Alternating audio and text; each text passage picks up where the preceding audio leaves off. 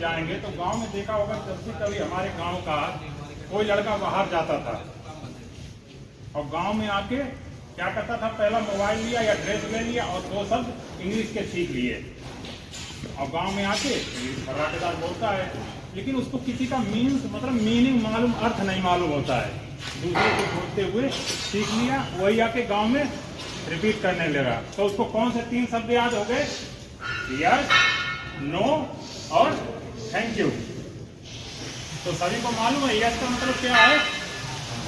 हाँ, मतलब किसी चीज को एक्सेप्ट करना, स्वीकार करना।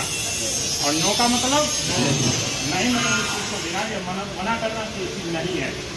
और थैंक यू का धन्यवाद, मतलब शुक्रिया किसी का आभार प्रकट करना। तो इन चीजों को ध्यान रखना, ठीक है? ध्यान से सुनना, लास्ट में इसका सारांश बहुत अच्छा निकलेगा। तो हुआ क्या, जो गांव में व्यक्ति आया तो कहीं भी मतलब किसी बात की चर्चा चले तो वो यही बोलता था, यस, नो, थैंक यू। कोई बात हो तो यस, नो, थैंक यू। और जो बुजुर्ग लोग थे और लोग थे, बोला देखो यार कितना अच्छा बोलता है।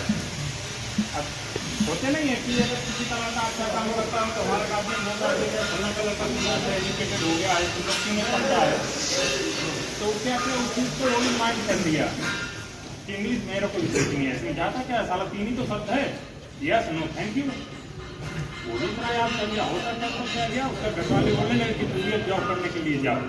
तो जॉब करने के लिए निकला, वो जॉब करने के लिए निकला। अब जैसे वो ट्रेन में बैठा, अब ट्रेन में एक महाशय का खो गया उसका अटैची, बोले तो बैग खो गया। तो सबसे पूछ रहा था कि भैया मेरा किसी को बैग मिला? तो वही महाशय टकरा गए जिनको 3 शब्द आते थे। वो बोला यहाँ तो साला इंग्लिश बोलने का मौका मिल गया। बोले भैया मेरा बैग मिला? बोला यस। वाह, कि साला 1 घंटे से परेशान है, अब देखो इसको मिल गया।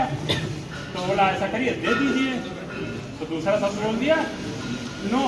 तो बोला ये कैसा आदमी है? बोला ये सब बोला है नो, ऐसा करो ब्रेक दे दो। तो 2-3 उसने थप्पड़ मार दिया। बोला सारा लाख वाला बचा है, वो भी बोल लेता हूँ। बोला थैंक यू।